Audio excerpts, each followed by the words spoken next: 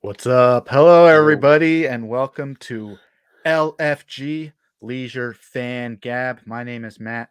I'm here with AB, and we are going to gab leisurely about our fandom for the Batman, the brand new Batman film, now in theaters, directed by Matt Reeves and starring a whole bunch of people that we will praise throughout this episode. AB, first reactions. I mean, I know it, you know it. Tell us what you thought. I'm not going to get too leisurely about this. I'm very passionate about this. I've already said this a number of times, but I'll go on record again and say that this is the best Batman movie ever. And Matt will give his take on that. But as far as a representation of the Batman character, and everything that he represents in the comics, and as well as by extension the animated series, which we both love. It is the truest and most accurate form so far put on a screen. Now just fair warning for everybody, it's on the title card. It is above AB's head. This is going to be spoiler filled. If With you this have is not watched this movie, stop right now. Do not blame us for spoiling everything, because this is a film based around a mystery. It is a detective story, so we will be spoiling elements of that. And so, do yourself a favor and this watch is this. this is Watch that airing first. on Tuesday, and around these parts, Tuesday is cheap movie night. Head over to the mall and see this movie for $7. Yeah. Like everybody else probably will. We saw it this opening weekend, and even previous to opening weekend. I went with Scott and our friend Matt Uzi and Martin Uzi, and we saw it on Wednesday in like a little fan appreciation screening, and it was really, really good. It How did that go? it was the fan appreciation stuff was terrific. At a Okay. certain point, I think at the 10-minute before the show started, the screen went to Batman specific. The trivia on the screen was Batman specific. They had a Cool. counter. It played Yeah. the score pretty much in its entirety. It was very, very much of an overture before the movie started. Uh, I saw the counter and I leaned over to Scott and I was like, "Do you think?" Because it said the show will start in 10 minutes and count it down. And I said, "Do you think the show will start in 10 minutes or 20 minutes of commercials and trailers and everything else will start in 10 minutes?" And when the counter ran out, there was two trailers, a little thing about what to expect from DC films in the near future of the Hmm. year, and Yep. then a little thank you and hello from the cast of the Batman, and went Oh, right we into the didn't get movie. It that. was Yeah. very, very nice. Um, Interesting.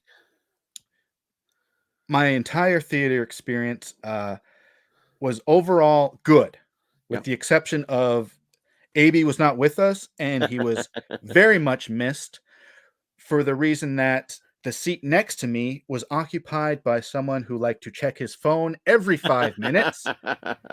He was That not checking it sucks. to check the time.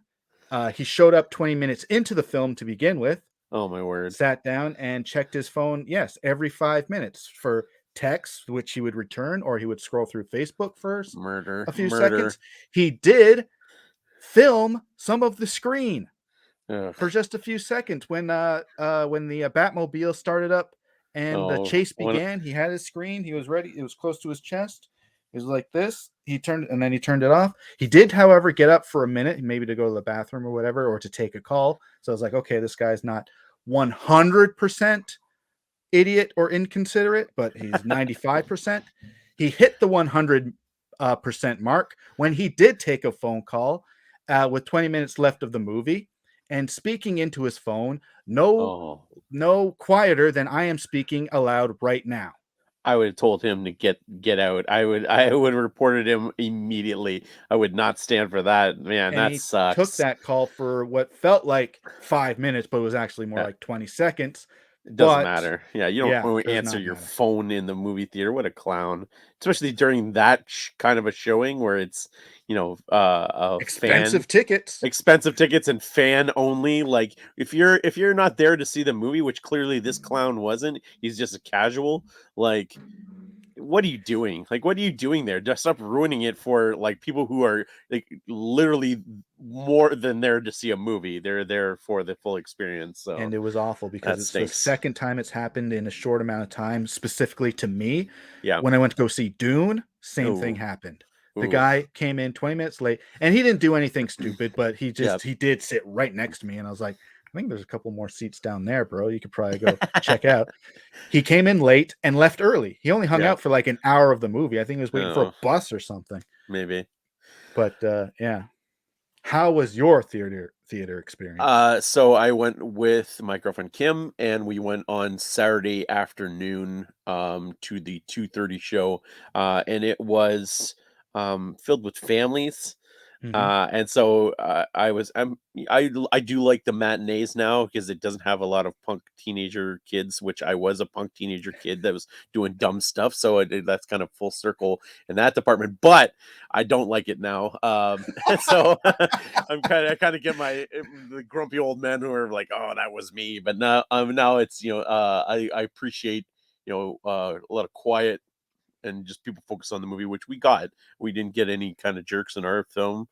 But I did miss out on the fan event because going to the premieres or the fan events, you get all the people who know all the references, who get all the excitement moments. So when the nerd moments, which we'll get into, pop up, I'm the only one going, oh, and I'm looking around at people going, yay. And everyone's just like, huh? What? What'd she say? It's just like, so So she's I dressed like a cat? yeah. What can you please tell me what happened to they don't explain what happened to Bruce's parents. Can you tell me what happened to them? I don't know. Like, but so I mean that's the one drawback of going to a regular type showing rather than a premiere showing, but I will take that over going to your showing and having jerks in there. It was a relatively jerk-free showing. And same, he was the only one. Ugh, that sucks. Just him. And if he was sitting, rows ahead of me or rows behind me bothering somebody else, wouldn't Yeah. have minded it. When he started talking on the phone, we probably all would have went, "Dude, what?" And then but the fact that he sat right next to me I don't was the care. I worst would part. I would have murdered. They would have been investigating my murder. my, And anyway. with this film, this marks the streak continues. I've seen every theatrical Batman movie in theaters since 1989. There you go. Same. So as we kick off with the movie, we'll just go through a list of we have a list of categories that we're gonna go through, and Mhm. we'll kick things off with the show itself is called LFG, which for censorship purposes means Leisure Fan Gab, but for everyone in the know of of us and certain other people, it really means let's fucking go, Yeah. which is things we would shout out when exciting moments in movies happen or we get good news about casting or whatever. It's Yeah. usually Scott hitting us with an LFG in the text about how excited he is about that Ben Affleck is in a new movie with Will Smith or something. um, AB, which scenes, and I'm sure you have a list of them. I've got just a couple that made me say out loud, "Let's go." Okay, I mean, like literally the opening scene, first scene into the movie, and it's got that Pattinson voiceover, Right. very Technically, much the like the second scene. The first scene was the Riddler taking out the mayor. okay, sure, that's true. But I mean, the scene, one of the opening scenes with Pattinson with the voiceover, Yes. and he sets up things where it's got the different criminals in different locations, all in fear of the bat signal. But that just having that voiceover spoke to first and foremost the animated series, but also I could picture those words being in little word Yes. boxes in a comic book, and like even those, I could see those as panels, different various panels in a comic book, and I was just like bouncing in my seat. I'm like, yeah, That's the yeah. first part on my list as Uh, well. uh, When that happened, I turned to Scott and I said, the voiceover, the inner monologue makes this the most Batman movie to 5 minutes in, yeah, like 5-10 Yes, minutes into the movie, and it's already the most Batman movie because ever. we've seen what he looks like in the Batmobile and all the characters, all of the main story in the trailer. We Yeah, got the gist of what's going to happen, yeah. but that combined with everything else made it the most Batman movie ever. 100%. And so, you had that, going throughout when you first get into Wayne Manor. I thought that looked incredible. Yes, his subway, abandoned Subway, subway station it's Batcave almost that he's like renting off the Ninja Turtles. well, and I heard Matt Reeves talking about it in a interview I listened to today, where he talked about this idea of like the Rockefellers or something having this private subway line Sure. to underneath the city that they could access through, and so that kind of idea of having the Waynes having this old subway line that they could easily access through, and on top of that having it at the as the hub of the city, and this little station being the Batcave inside of it, kind of almost like a bomb shelter Mhm. kind of a thing that they have set up. So yeah, that was a big pop. um go ahead. What was your next The one? next one for me would be Batman and Gordon investigating the crime scene. Oh, We well, the meet great, I mean, Batman. He takes out yeah, a couple of gang members with clown makeup on, and he sees the bat signal. He meets Gordon, and they go through the mayor's house. And Batman is walking shoulder to shoulder with Jim Gordon. In other incarnations, someone would say, "All right, everybody, clear the room. We need to yeah, take care of things." They don't want, because the official policy is that you have to arrest the Batman on sight. that's In right. other iterations of the story and character, but he's walking through this crowd of police officers who feel like he's a vigilante, he's a freak, he's doing our job for us. Yep. Uh, let's arrest him. And Gordon's like, no, but to have them, and it happens throughout the movie, at least, half a dozen crime scenes are investigated by Lieutenant Jim Gordon and the Batman Yep. standing it together doing detective work. So Well, every one of those scenes is was one one of of the my great favorites. things one of the great things about that scene too is that it hammers home how weird that situation Yeah, is, right? Because you have a grown man dressed as a bat in amongst these cops doing their jobs, and everyone's kind of looking at him like, and they comment on it like, who is this weirdo, this freak, right? That's in the like doing basically wants to do our jobs, and they talk about chain of command, yeah. like tainting the evidence and all that kind of stuff, which is hilarious. But yeah, that's that part. That kind of stuff was great, but it also, like I said, feels more again furthers that whole idea of Batman, right? Is that he is this person who is strange and weird, and who's doing this thing that is kind of normalized in these other Batman movies. Mhm. But here it's kind of accentuated that this guy is not all there, right? This is a Yeah. person who is dressed as a bat in a normal situation, and is getting into the mix of this whole thing. And so like I again, more fuel to the this is the best Batman and Do you wanna kind speak of about, swings. Pattinson's portrayal as Bruce Wayne and Oh, we Batman might in as well. that? Okay, we might as well get it out of the way. So a lot of the huge questions going into this movie was surrounding Robert Pattinson, and obviously all the people were like, "Oh, I don't want my Batman to I don't want him sparkling. sparkling, and all the stupid Twilight references." And there's a million memes online of Batman Twilight memes and all that nonsense. But as we previously discussed in our previous episode, and we've talked at large about, since Twilight, Robert Pattinson has made some insanely amazing choices as far as roles he's taken, done some incredible acting work, and word on the street is that Matt Reeves saw him in Good Time, and that was what inspired him to approach him about being the Batman. And here he is, he is perfect. He is absolutely perfect, especially, early on. And this is again something we haven't really seen a whole lot of. We kind of get it in the other movies, but here he is this traumatized individual who is Yep. still in the midst of recovery from that trauma, and it is basically taking over his life. And you see that in every single scene with him. And we don't get a lot of Bruce Wayne scenes in here, but when you do, he doesn't want to be Bruce Wayne at all because it's too much, it's too traumatic for him. And like you see that throughout it, and that's one of my biggest beasts with the Christian Bale films, the Chris Nolan movies, is that you don't get enough of that idea of the trauma that is inflicted on him. He's kind of just like, this is kind of the fuel for my fire, but here I'm Mhm. kind of laser focused.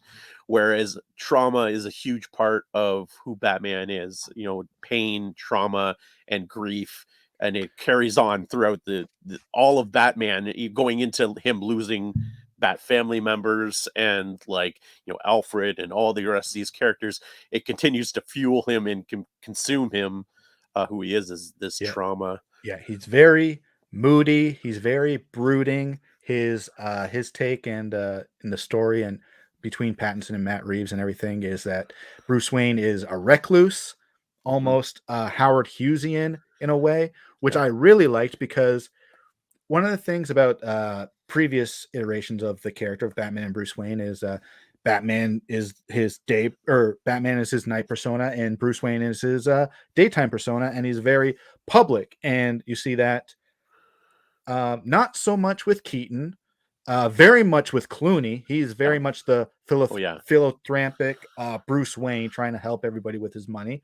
And like you said, with Christian Bale, he puts on the outer shell of Playboy Dick. I can buy hotels because I'm rich. That's Up what with rich people do. supermodels, the whole bit. Yeah. Right. And but they do the recluse. Okay, so my point is that when if you take pictures of Bruce Wayne is in the spotlight and Batman is also in the spotlight at night, some pictures do get taken of him, and any clear-eyed person could hold up two photos of Batman and Bruce Wayne and say, you know what, they look kind of familiar. Well, and he You can't doesn't do do the that if Bat Bruce Wayne Boys. is hiding up in Wayne Tower, you Sure. know 20 12 months of the year, Yeah. and only comes out for the funeral of the police commissioner Well, or the mayor, rather. and I love the scenes too where people were like, "Do you know who that is?" I'm Yeah, like, "That's Bruce Wayne." We're like, "What?" They all know who Bruce Wayne is, yeah, because Bruce Wayne is still this like iconic person whose family is steeped in this into Gotham, but like people don't recognize him. They don't know what he looks like because like you said, he's a recluse. But and then like going forth, like when you talk about because I know like one of the big beasts that people have is they don't have the dual-sided Bruce Wayne Batman kind of thing. And on they don't top of have it that, yet. I think it's exactly. coming. And that's exactly my point. That what I keep telling people is that this is based on year one, a lot of year one, and like we said last night, Long Halloween and other stories, but a lot as we watched it, there's a lot from year one in this. And Mhm. so this is pretty much what they've said is year two. Yeah. And so he's still super new at this, and he's still kind of figuring things out. And to me, and they say it in this film, and they say it throughout the comics and other things, where Batman is his true self and Bruce Wayne is the mask that he Mhm. wears, right? And so he hasn't figured out how to wear that mask yet, and so Mhm. he will figure out that Bruce Wayne persona and how to use it, and how to use it, the Bruce Wayne influence, as he goes forward through this. He's still figuring out the Batman stuff and who he Right. is and where he fits into this world. So like that's I was very much appreciative that they didn't, Redo an origin pigeonhole. story. Well, first of all, didn't really do the origin story at all. They kind of alluded to it a little bit because it fits into the mystery, but also that they didn't shoehorn in him like going out to some gala or something like that. It was, Yeah. like you said, he shows up for the funeral reluctantly, and like Yeah. I said earlier, he doesn't want to be Bruce Wayne, and he has the one scene with Alfred, uh where Alfred says, you have your family's, you're ruining your family's legacy. You're running the Wayne Industries into the ground, basically. And he said, "This is my legacy. What I'm doing is my legacy. I don't care about any of the rest of that stuff." So he doesn't want to be Bruce Wayne. He doesn't want to be the billionaire. He doesn't want to have all that stuff. This is all consuming of who he is and what he Right. wants to do. Which is, I was like, that's Batman. That is Batman. All the rest of that stuff is periphery stuff. This is essential to who Batman is.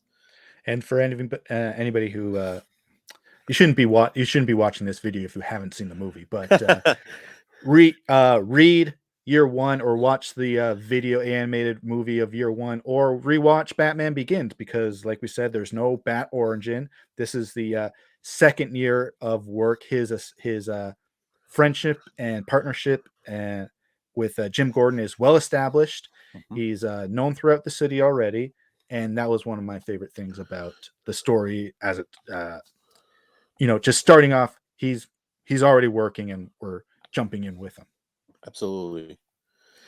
Um, It's so go bouncing off of that, and we'll continue to talk about Year One, the comic, and into the thing. And one of the things I thought absolutely nailed in this movie is the portrayal of Catwoman by Zoe Kravitz, and that is literally directly her character and her character story and like everything about her in this film is literally right out of Batman Year One. And here we have a scene that's literally, there's a scene of him watching her undress from the other rooftop, and you get through the window, and you have this whole scene where she's at the window and getting dressed and all this stuff, and like just everything about her from this film is modeled after the Catwoman from Year One, in that where she plays a waitress slash maybe something else, and she's basically in the Gotham underbelly, and kind of her makes her way up through that, and kind of everything she does is she's not this thing of, oh, I like to rob because it's fun. She has a thing where it is, I rob for other people, or for n- I guess noble or good reasons. yeah, And so but she's still a cat burglar, and she, in this, she has a great scene where she does a flip off for fire escape and jumps on her bike, and Batman follows her. But Zoe Kravitz, I apparently read all the books. Matt Reeves gave her a list of books to read, gave her Year One, and she brought Year One in and said, "I want to have this scene, this scene, this scene in there," Mhm. and worked with Matt Reeves. And I was like, that made me love her even more, because I was like, you could tell, because it's literally, her character is that Catwoman, that's Selena Kyle, and I can't say enough about how great a job she did. What do you think about? She did a terrific job. Yeah, I can't really add on to that to what you said, except yeah, I liked her very much as well. They're the Bat. They never name check Catwoman though. She's Right, always Selena Kyle, Selena Kyle, and yeah.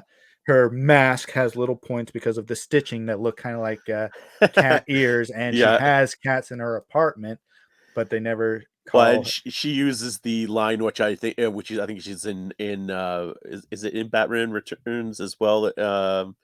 And I know it's in the comics too, where she says I She's got a collect thing about strays. strays. I Yeah, got to think about strays. yeah. I think it's in all three, right? It is in this one, is in Returns, and in I have to uh double check returns. comics. I just watched it recently too, but I kind of napped through it. But I'm there, pretty but there is sure he said dialogue something about that. similar to it for sure. Yes. Yeah, because Um, I love that. her acting is terrific, and she looks great in pretty And much everything.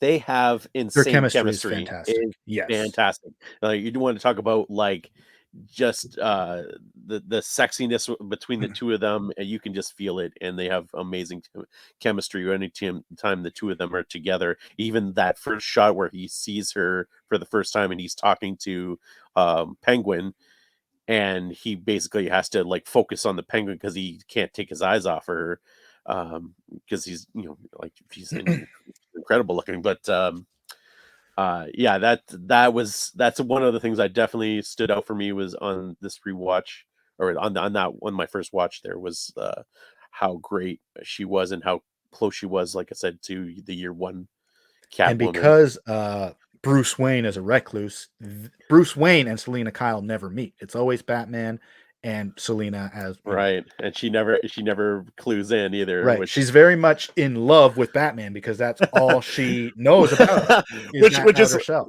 which is hilarious. I mean, again, spoiler warning at the end of the movie when she says, "Hey, you should come with me. I'm going up to Bloodhaven," which we're going to talk about Big Pops. When she said Bloodhaven, I literally got the biggest jump of the movie for me. I was like, I elbowed Kim. I'm like, she said Bloodhaven. She said, I've never heard them say Bloodhaven in any movie that I've watched so far. And so, for those of you who don't know, Bloodhaven is a neighboring city, which Nightwing, uh, kind of takes off Is the to, and protector of. yes, and goes to do most of his heroing work is in Bloodhaven. So when she said that, which again, well, not again because we haven't talked about it yet, but opens the door for Nightwing to bring in here. If the existence of Bloodhaven and Bloodhaven being in here, Selena Kyle said could be like, hey, I met uh this person Dick Grayson. I think So you he think could no be. Robin would just skip to Yeah, Nightwing? well, at this point, I think, yeah. Oh, Uh, okay. uh, but and we'll get into that. We'll get into that later when we talk about expectations coming up. But yeah, I think that's probably a lot of the biggest stuff. And obviously, for me, it too one of the big pops, and I'm sure you'll agree. We had in the trailer we had seen they kind of spoiled the scene of Batman chasing the Penguin in the new Batmobile, Mhm. but thankfully they didn't show us the introduction of the new Batmobile when he fires it up, and you first hear it of Mhm. him like firing it up and starting it up, and kind of Penguin's looking around, and then you see him fire up the turbo engines, and it starts in the back Turbines and to speed. turbines to speed, and like you see it come up and the lights light up, and so Matt Reeves is a big um horror fan, and so there's a few nods. He especially loves John Carpenter, which he said, and so there's a few nods. One being there's a couple like Halloween nods earlier with Riddler, where he kind of like move in the opening scene with the mansion. He kind of moves and then comes out, kind of like very Mm, Michael Myers esque. And then when he strangles the DA from the back seat, is very and fogs up the window. That is a okay. direct Halloween reference. But this is one of the ones that popped me, which was the Christine, very much the Christine nod of him being chased by the flaming car, and then like that struck me as being very Christine like and very thing. And so again, like I said, both him with him being a horror fan, there was a lot of horror elements to this, which I loved, including elements of the score. When we'll talk about the score in another light coming up, but we'll But more get into influences that. would include uh, Seven Yes, of for course. sure. Yep. I mean, pretty much at the end of the movie, I turned to Scott and I said, David Fincher's going to sue somebody because they took a lot of Fincher-esque works, Oh, including for sure. Seven. I mean, you could say Zodiac is based on a true story, so all you have to do is find a book about Zodiac and Sure. just adapt it to include the Riddler, and they have a lot of the same taunts in that Riddler uses ciphers and greeting cards and stuff like that. But those every time one of those showed up, a cipher or a greeting card, I was just enjoying myself Well, because and the I whole case loved about the Zodiac and the movie a bit based on that case, I enjoy very much. Another one would have been I love that that Alfred got in on that too of yes, decoding the made himself cipher. very useful. Yes. Another one would have been Saw, the neck bomb around the Of DA at course. the Yep. as the interrupts the funeral. Certainly, and Riddler comes up on a screen, and the only phrase missing was, "Do you want to play a game?" coming out of Yeah, his mouth. totally. Well, But and when he even the little cards and stuff, right? yes. Is very much a Saw kind of thing.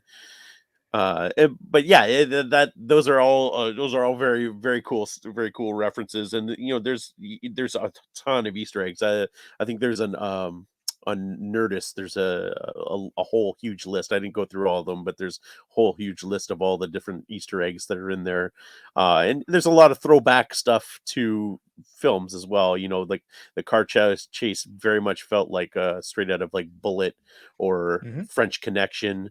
It wasn't, you know, your modern kind of car chase. It was kind of more along that old 70s kind of very dangerous Yeah, feeling. the movie itself was, uh, I don't wanna say scene after scene after scene or plot point after plot point after plot point, but just familiar to something Yep. that I mean, especially for you and I to enjoy, Yeah, whether absolutely. it was the same or different things. Yeah, and that's the thing. Like you can watch it on a surface level, which, you know, the vast majority of the people in my showing would have saw it from the Mm, surface level, or you can have all those Easter eggs and all those, you know, movie references and nods to all these different things, which is for us is like pure gold. Like give it to us all, right? Give me all that stuff.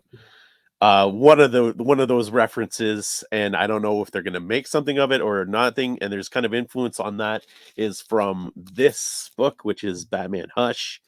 And when he gives that card that said Hush, that was another one where I was like, yes. I gasped. I literally gasped so loud. I was like, "Hush!" Like what? I don't know. And, you know, Riddler plays a big part of that book, Okay. as well as they bring in a whole ton of different DC characters, including Batman. Or Uh, sorry, Superman. Superman is involved in that as yeah, well. so So they showed Hush on the screen, and there was another point where I thought maybe they were gonna go a little bit deeper into the Hush story because the character in that book is the villain. Hush is Bruce Wayne's, like, childhood friend, right? well, he is the great grandson of the reporter that is killed Ah, by Falcone okay. in the book of the Elliot. What is the reporter's name? Elliot something is the reporter that is killed by Falcone for Bruce Wayne or for For Thomas Wayne. Thomas.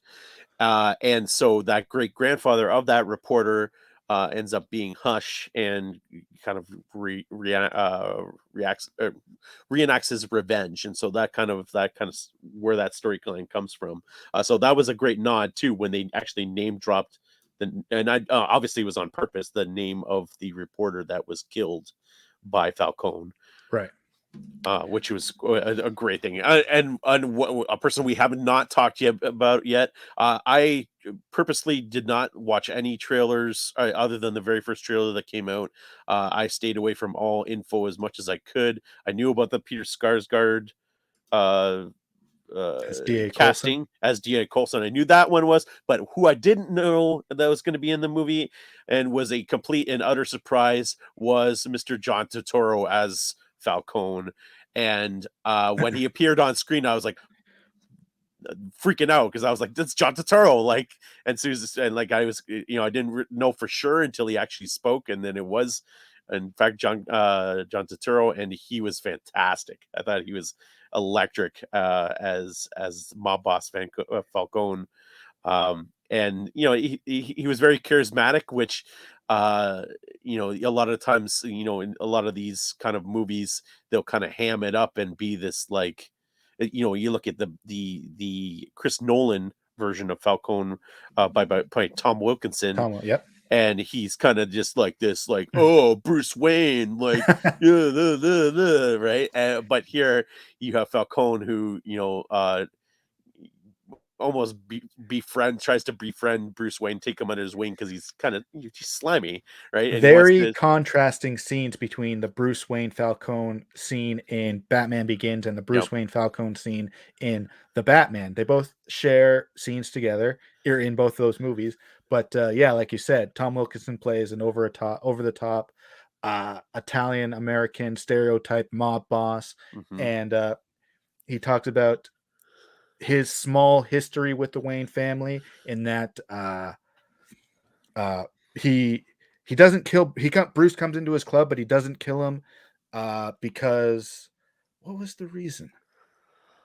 I forget what the reason was, but he calls Bruce the Prince of Gotham. You'd have to travel 1,000 miles away before anybody knew what you did, who you were. And in the Batman, John Turturro and Robert Pattinson have a terrific scene talking Yep. about their shared history, which was, well, they do a short scene in front of the funeral where they talk about their history, and that Falcone was shot and he winds up at the Wayne estate Mhm. because Thomas Wayne is a doctor, and they Thomas Wayne does a surgery to remove the bullet and save Falcone's life in Wayne Manor, and they talk about that in the movie. And then I was just like, this is right out of Long Halloween, and Long it was Halloween, exactly. I amazing. was freaking out when that happened. I was like, "This is directly from the comic book of Long Halloween," Oh, and I'm sorry. The Tom Wilkinson was Bruce Wayne going in, and Falcone was like, "Are you here to thank me because his guys killed Joe Chill?" That's what it oh, was. that's right, yeah. But their second scene, which was the one that had my eyes glued, because we got to see John Turturro fondling a pool cue, which we hadn't seen in a while, but specifically referencing The Color of Money, There where you we see go. John Turturro play pool player Julian, and I was just like, "There's somebody taking footage from this movie to make the Falcone origin, short," and we'll see Yeah, that on YouTube for sure. that's fantastic. I love it.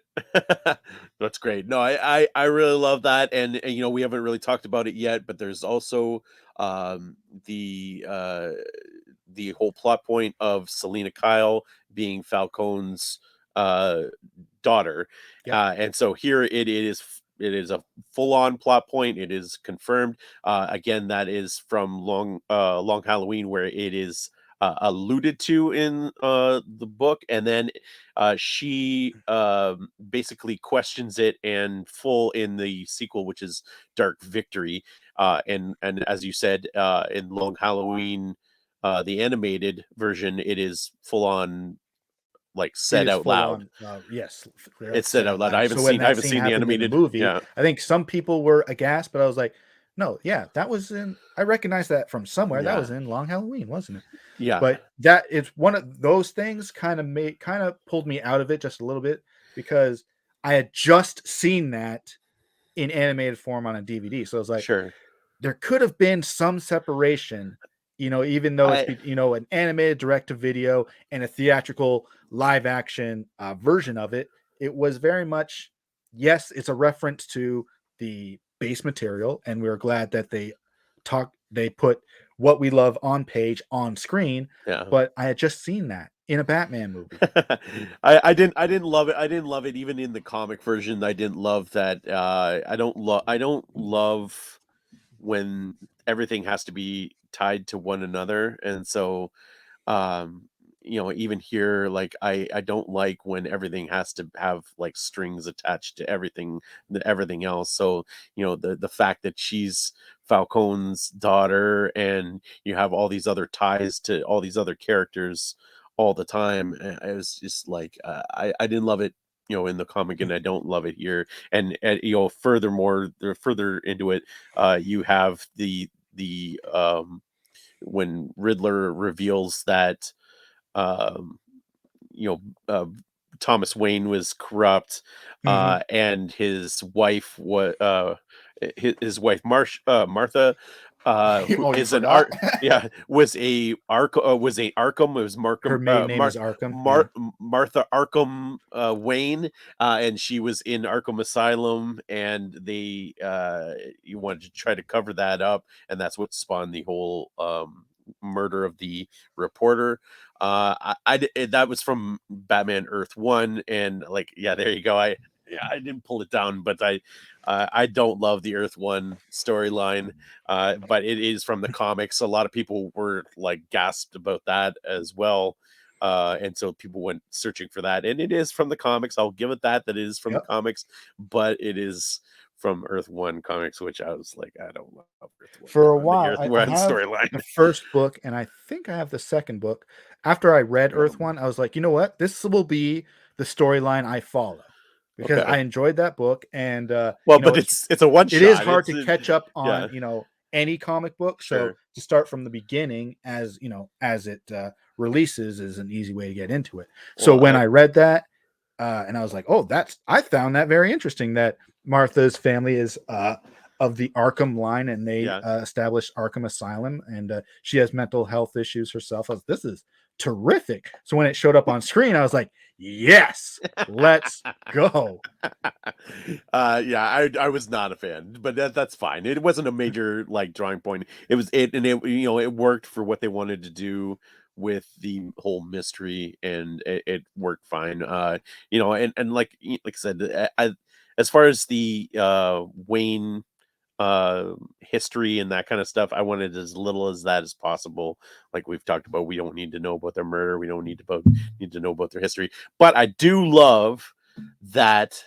And this has never really been done in on any of the movies yet, but it's been done a ton throughout the history of the comic, is that they made Thomas Wayne and Martha Wayne to not be picture perfect people, Mhm. which, in every iteration we've seen on screen before, the Waynes were this idealistic couple that were altruistic, and were wanted the best for the city, and everything they did was fantastic, everything they did was amazing. They look like the And Kennedys. yes, and as we know from both even the Kennedys, Exactly. there is shady business going on behind the scenes. You don't become a millionaire in this time, or the billionaire, and run for mayor without some Or under president.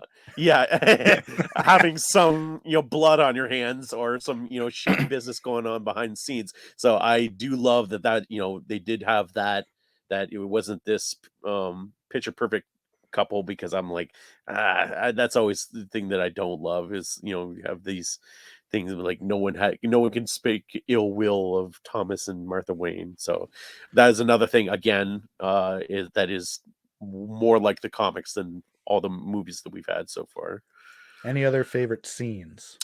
Um, no, I think that was it. Again, the one other thing that popped me, and I'll bring it up, um, is the scene near the end when he is down and out. He is basically the Riddler goon is going to basically kill Selena at that point, I think, and Ah, he yes. injects himself with this very bright green liquid, and I like instantly popped up, and I was like, Batman Venom, like Venom, for those you don't know, he either came in this book, it comes in little green pills, or in Bane's world is a green liquid that is zapped into his body, and gives you this like adrenaline slash like super strength slash turns you into a raving madman, basically a juicer, that loses control, and instantly, as soon as he injected it, you can see it on his face, he loses control and just Yep. snaps on the guy, starts beating the crap out of the guy almost to death, where they have to stop him from beating him to death.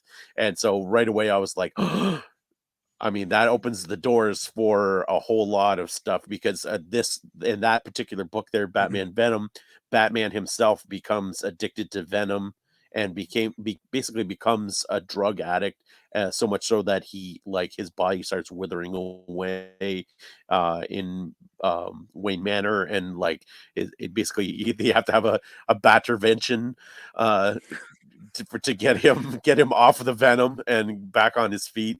But it's a great storyline, and Venom's in a ton of different comic storylines. And obviously the biggest one being Bane, the Bane storyline. And again, we'll see, we'll get into what we think is going to come after this, and with sequels and spin-offs and stuff, but we'll get to that. You enjoyed that little Easter egg. One thing, it wasn't an Easter egg, they flat out did it, but one detail that I don't think anybody really asked for, but we are so glad we saw happen was his Batarang chest piece. The ability to take that off, and he uses it as Yeah. a cutting tool. But you see him, they enter the crime scene of Riddler's apartment, and he slices the caution tape. The door opens, and he places it back on his chest. I was like, "That's phenomenal detail. Yeah. That's Yeah. perfect." Love it. And Scott later told me that in a story, that piece is the melted down gun that killed his parents. Oh, And okay. Neat. yeah, and I'm hoping that maybe that probably won't come out as a plot point in any Batman movie, but that was a detail I liked as well. One of my another favorite scene of mine though was after the destruction of District Attorney Coulson. A bomb goes off, which Batman is very close to, and he is uh, brought to police headquarters and placed on the interrogation table. Oh, So yeah. ready to his mask. He wrestles with a couple. Jim Gordon has to pick it up, and the new the the newest highest ranking police official, I think, is a some sort of chief. He tells Jim, "We have to arrest this guy. He's a vigilante." And they, that kind of same poem gets rhymed out again. And Jim says, "You know what? Give me 5 minutes with this guy. I'll find out some information." They slam the door, and he gets into Batman's face like, "Listen, we have to get you out of here." Yeah. Yeah. It's a So fantastic scene. you punch me in the face. The spare key is here. That's a back door. All right, Yeah. ready, go. And they do it, Yeah. which will, I mean, I might as well say it now. It's a category we're going to talk about favorite characters. Lieutenant James Gordon was my favorite character of this It's movie. absolutely 100% here as well. Jeffrey Wright, when I found out that Jeffrey Wright was cast in here as Jim Gordon, I was ecstatic. Jeffrey Wright is top five working actors right now as far as, everything he does, no matter what he does. He's unbelievable. And one of the things that I love about him is that he immerses himself into that character where I forget that it's Jeffrey Wright. Right? I'm like watching the movie and it was like, oh, that's Jim Gordon, all right. And then like, oh, you Jeffrey Wright's doing this. I'm Jeffrey Wright. Who's Jeffrey Wright? This Jim Gordon right there. I'm just like I literally like lose myself. Like you watch your movies, right? And it's like, oh, that's Rob Patterson as the Batman, or it's this so and so. You're like, Jim Gordon. And like we've had like 7 Jim Gordons beforehand, or maybe more. And I was fully on board with everything he was doing. Like, this is Jim Gordon right here. Like, and he was the heart and soul of this film, The bar use of the none. bat signal, calling both of them. Yes. Jim Gordon lights it up that he's calling Batman. Batman lights it up once in a while. That's Yeah. to call Jim Gordon to it. That's their meeting place. And they have And the at one whole like, point, you Selena didn't call uses it? it, and Yeah. they meet each other at the bottom of the I elevators. Like, didn't I I didn't thought that do was it. you. Did you do this? Did you I do did, yes. it? Yeah. Which was fate. That was for great too. But Yeah, Jeffrey Wright is amazing. It was very reminiscent of his Felix Leiter in the Daniel mm, Craig James Bond series. He yeah. plays a very similar character in Felix Leiter. So if you enjoy Jeffrey Wright as James Gordon in the Batman, and you kind of want more of that while we wait for a sequel, check out Casino Royale, Quantum of Solace, and No Time to Die. Those are the 3 movies where he is in, and he's very much he less screen time than Jim Gordon has in the Batman, but very much on the side of James Bond. He helps him out in very similar situations. You had 30 seconds. Move your ass, James. Scenes like that are really scratch my itch. Yeah. What's next? I think we're gonna do like a couple of gripes. I think we've kind of gotten through some of them already. I don't have Yeah, too we've done one many. or two. I Go I ahead. have I don't have too many. I think my biggest gripe, and I've kind of we talked about this off camera. I think my biggest gripe, and it's kind of disappointing, was the score. I wasn't in Yeah, love that's on my list for with sure. that wasn't what I wasn't in love with the music at all over, and there were literally a handful of times where the music literally pulled me out of a scene. and we've laughed about it. And Kim, me and Kim were joking about it during the movie, and she more than me was that it is insanely reminiscent of the Imperial March from Empire Strikes Absolutely. Back, and so Yeah. so much so that she would start like humming it to me like as the movie's going, and she would fill in the last couple notes, the last bit. Yep. Especially when Batman is walking through a hallway taking out scum. Yeah. Looks very much like Rogue One when he's Yeah. approaching the Penguin in a flipped over car and the Oh, fires behind him. totally. Dun, dun, dun, dun, dun, dun, dun, dun, dun. Yeah. Yeah, so there and so it's a kind of a shame because there's some other parts of the score that I really like. There's the very haunting like the vocal songs where it's got the woman's kind of singing hauntingly. There's a couple of those songs in there that I thought really worked as far as like from the more horror-y kind of scenes. And there was a Mhm. couple of other scenes where there's really great like detective-y kind of music. But that main theme that kind of runs through the movie was so distracting and just did not work for me. And so like that was my biggest gripe. And I've said a couple other ones there that, and all of which are minor. This is not major stuff, but that is, I think, the most major thing was that really like badly done score for me. But the use of Nirvana's Oh, that was unbelievable. I'm blanking on the title. Something in the way. Something in the Way, right? Because Yeah, there's because it's the same lyrics as a Beatles song. Something in the Way, yeah, she moves me. Uh, used twice, yeah, done terrifically. No yeah. other songs though. No, Traditionally, since I mean, for the late '80s and the '90s, each Batman movie came with a very songful soundtrack. sure, it's For true. instance, Batman Returns had a couple of songs, but I didn't have a full soundtrack. But Batman Forever and Batman Robin, like huge selling Soundtracks. soundtracks Yeah. with various artists, and this one didn't have that. Do you think that was missing at all? Would you have liked to heard songs in Uh, this w- movie? well, and this I guess this brings me to another gripe is that I wish I didn't know that that was in there beforehand.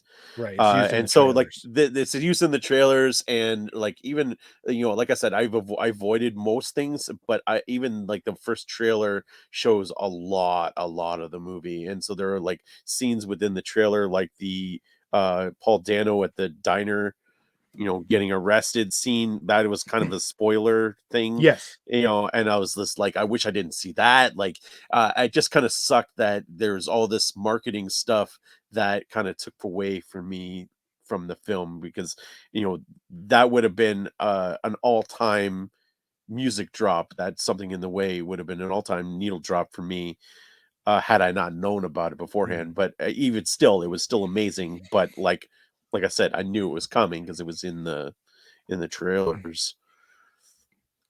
A couple of gripes for me was the Riddler's Spanish riddle. I'm going to need to rewatch this movie again and to really pay attention to what happened there, because there's a lot of confusion about the pronunciation or spelling of the Spanish word for bat or rat with wings. They Yeah, it assumed was it meant L the or La. penguin Well, because it was because they L or La, right? It was yeah, something about well, L I'm or not even going I to don't try. know. But and then at the very end it at some point Batman says URL and then types in the website. And I have to go back to see how did he get to that point there again? That specific riddle was not as clear as I'd like it Mhm, to be.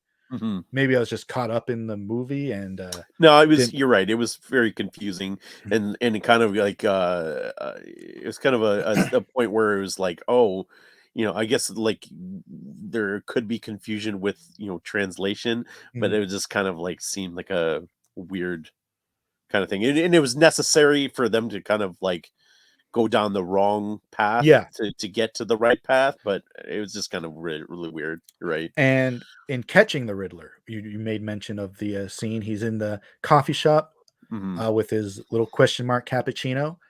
There was no riddle to get there. Right. I thought maybe he would have left something behind that they have to figure out. This is Well, where I'll be, but it was like a well, civilian they had outside said, "We saw him run into the diner." yeah, because they had gotten to the point where they tracked him down to where he was, right? To It where was he kind of lived, yeah. very much a Seven Yeah, straight out of Seven, where they track him down to his lair, and he's even his apartment was super Seven like, yeah. and it was I kind of felt like, yeah, that was exactly like Kevin Spacey running down the hallway and them giving chase kind of Yeah, thing. and Come to similar find to out that it's Seven, all it's surrenders himself rather than, yes, being caught yeah, because that I felt that was which is part of exactly his plan. very much. I felt it was a very much a mirrored scene, and like very much in the same way. Um, he wants them to think that they chanced upon him and capture him in order to fulfill the rest of his master plan or whatever. But He, talks to the Batman, and this was reminiscent of Watchmen, where where mm, Ozymandias has gathered, the, Rorschach and Night Owl, and, yeah, they figure out his plan, and they say it to him, and, he says something along the lines of, "You think I would lay out my plan in front of you if it wasn't going to happen and it's yeah, already taken place?" exactly, He's got the vans parked around Gotham City and yeah. floods the city. The climax of the movie was something that was not seen in trailers and was really kind of like, well, what can the Riddler really do? I mean, Yeah, you see in the trailer, they catch him at a certain point. Batman is going to interrogate him behind the glass there. So what can the Riddler accomplish that would be, something along the lines that the Joker has poisoned the reservoir? That's not the Riddler style, I don't think. yeah, yeah, But what he does is he's got panel vans around the city. Gotham is an island city. They blow up on time and set to drown out the citizens of Gotham as best as he can. yeah. And their survival measures are to everyone run to not Madison Square Garden, Yeah, what pretty much Gotham is Square Gotham Garden, Square Gardens, which I had to laugh at. That's right? pretty funny. And from there, his henchmen, his cult-like henchmen, will execute as many as possible, like slaughtered lambs, essentially. Which okay, so that's a big part of them, bringing Batman into the modern age of social media, him using social media, Yes, gathering these followings, and you know, um, it would Riddler have been was great when that well, video starts. Like, all right, guys, I want to thank all yeah, for yeah, all my likes and yeah, comments. You yeah. guys been really nice. Well, and so 10 years ago, we would have looked at that and be like, yeah, right, like he's gonna just put out a bunch of things, and a bunch of people are gonna show up to murder people. Like, how much how realistic is that? That wouldn't be realistic now in the day and age of friggin' QAnon and all the you know lunatic fringe out there who literally use the internet and social media to plan out their nonsense. It's very much a real deal. And so, again, listening to Matt Reeves talk about the movie today on a podcast, he talked about how they wrote this back in 2017, and it was a work in progress all the way back to 2017, and how much the world's climate has changed since then. And they kind of wrote that, and it became a reality before our very eyes over that in the next 5 years, where that is a full-on possibility of gathering up these lunatic. I mean, you got the militia in the states that you could potentially be those guys that are militant enough to go out, and he's feeding them. He's feeding them all the right words. He's Yeah, feeding them all the right lines, and be like, Gotham's lied to you, the politicians have lied to you, and it's eerily similar to the rhetoric that's been going around here that oh, the politicians are scamming you and everything is lying to you, we got to take the power back and all that kind of stuff. And it's like it's a little very close to home to what's going on, and so I was just like, wow, that was very powerful. and one thing that could be said for this that kind of is different in many other Batman iterations is the villain kind of won. His plan went off.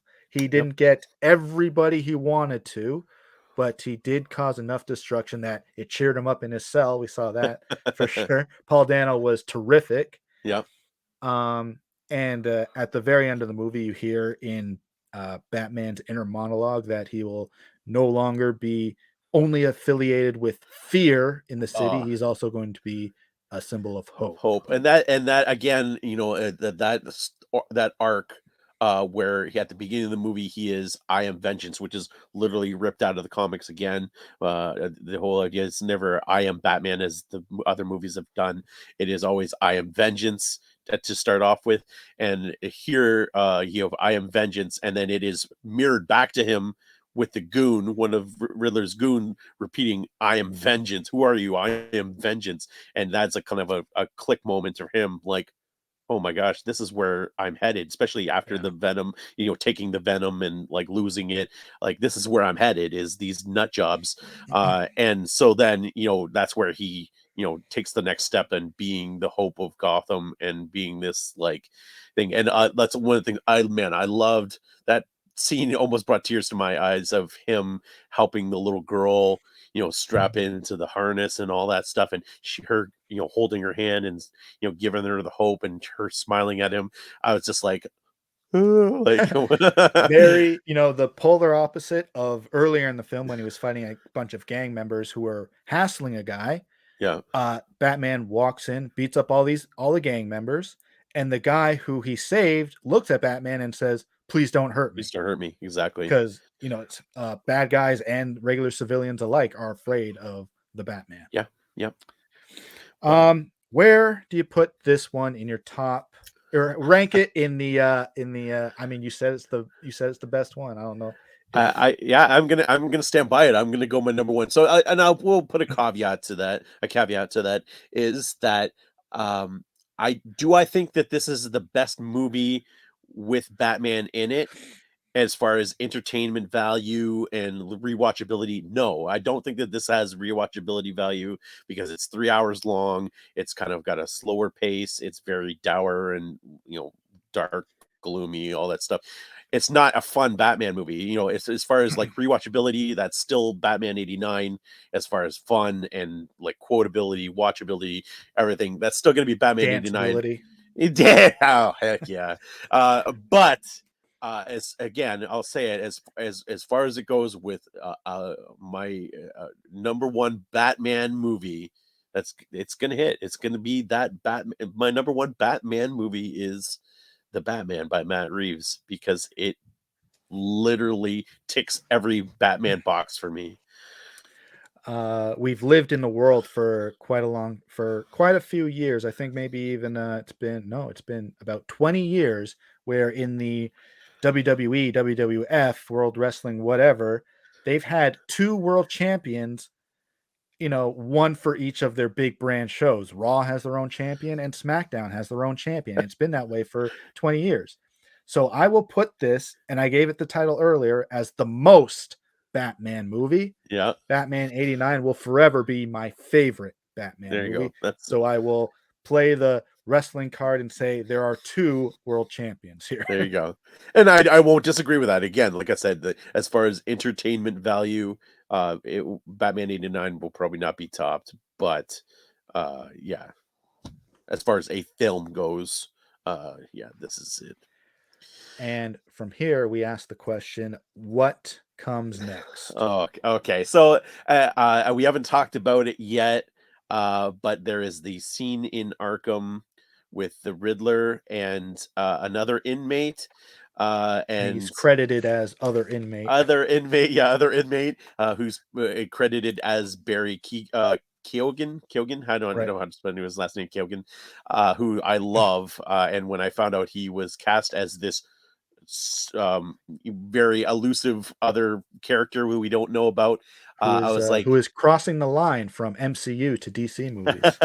I am a big fan of this actor, so I'm very excited to see where they go with it. Very obviously, it is the Joker, and we kind of get a picture of his face, and it's kind of deformed and kind of like scarred. And so I'm interested to see where they go with that. But the like you said, the Riddler's master plan of destroying Gotham and flooding it out, it spoke to me of a Batman event. It's a different event, but it still had the same purpose, and it is carried out in Batman Cataclysm. Okay. Which in that is it's an earthquake that cuts off Gotham from the rest of the world, and sets up what is this, which is this is the road to No Man's Land, which carries us into No Man's Land, Batman No Man's Land, and in No Man's Land, what happens is, like I said, Gotham is cut off from the rest of the world, and what happens is various Batman rogues set up shop in various parts of Gotham and start taking over different territories. And in the same way, this is kind of alluded to with the Penguin is going to kind of take advantage of this situation, and he's kind of looking like, oh yay, like a kid in a candy store of Yep, he's getting taking his over own crime. spin-off show. Right. And so what I think this is a prime opportunity for them to go into the No Man's Land storyline where you can literally bring in whoever you want to. You have carte blanche where you can bring in any rogue villain that you want. You can bring in any Batman family member that you want because he needs help. Like he says at the beginning of when near the beginning of the film, I can only be one place in the city at a time. And so right now we have him, Jim Gordon, about 80 good cops. They can't do it themselves. They can't be all over Gotham at once. And so this allows uh, the introduction of hopefully more Bat family members. You could have any number of people. I want the number one. I'm like I said earlier with the introduction of Bloodhaven within this universe. I want me some Nightwing. I think they can go straight from bypass Robin and go right into Nightwing. And have him come in, and any other things. One of the things I didn't say earlier that you talked about the fight scene with all the little gang members, which Mhm. is a kind of alluding to Frank Miller's Dark Knight Returns, the mutant group or Yeah. whatever they are. The one kid that kind of is hesitant and kind of a new thing, he is actually Tim Drake in Titans. So Okay. when he popped up on screen, I was like, "That's Tim I did Drake." I did kinda have that moment where, he was wearing a red hoodie, I think, and there Which, yeah, it uh, looked very much like if they did Robin, it would probably be, Tim. uh, Tim Drake or somewhere the iteration they have currently in the Batman '89 comic, a Mhm. young African American man with the hooded sweatshirt, because that domino mask is not hiding anything. Right. You have to get past that. So there you go. So when he popped up, that popped up, and I was waiting until now to talk about it because the things I fully expect them to have him, because they didn't give him a name or anything. He's just young thug or whatever who had a conscience. He could very much be the Tim Drake of this world as well, Sure. and be the Robin, as then bring in the Dick Grayson Nightwing. You could have villains like I said off camera. This is prime territory for the Huntress, which is a fan favorite Batman rogue. The sky's the limit as far as what you can do now Uzi made with the mention of, scenarios. bringing back Poison Ivy and having her be an eco-terrorist, which would be a terrific arc for her, I think. Absolutely, especially with this, like with this Yeah. scenario with the Gotham flooded. That's great. Um, there was before the movie premiered, there was talks and, scripts and pre-production getting ramped up for a Gotham City police force, TV show that would have taken place during the first you have it there, I have Yeah, mine now as you have well. yours as That's well. right, I'm currently reading oh, it's green. Okay, yep, there we go. Yep. I bought it just the other day and read a lot of it today, and I am loving that book because I've Yeah. been in a very law and order New York detective headspace for the last few months since around Halloween. Um, plans for that show have kind of been scrapped, and it's not going to look like the Gotham Central book we just held, where it's Right. pretty much thus just the Gotham police doing their best against these supervillains, and Batman has cameos in these stories. Right. Recently, though, you sent me the article, and I have the quote here. Recognize my face phone of Matt Reeves saying the GCPD thing.